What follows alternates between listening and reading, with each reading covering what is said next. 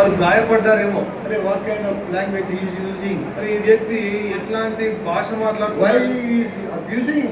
ఎందుకు దూషిస్తున్నాడు? Because that time we were not the people of God. ఎందుకంటే ఆ సమయంలో దేవుని యొక్క ప్రజలం కాదు మనం. The Satan, the evil one, he will put his words in our mouth. మరి సాతాను దుష్టుడు తన యొక్క మాటలను మన నోట్లో పెడతాడు. That's the reason why we were hated by అందుచేత many of our believers, our friends.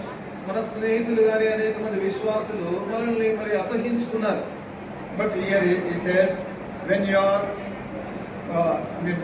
moving with the Gentiles, how is your behavior? అయితే ఇక్కడ ఏమంటున్నాడంటే 12వ వచనంలో అన్యజనులతో మీరు ఉన్నప్పుడు మరి మీ యొక్క ప్రవర్తన ఎలాగుంది? You must be honest among them.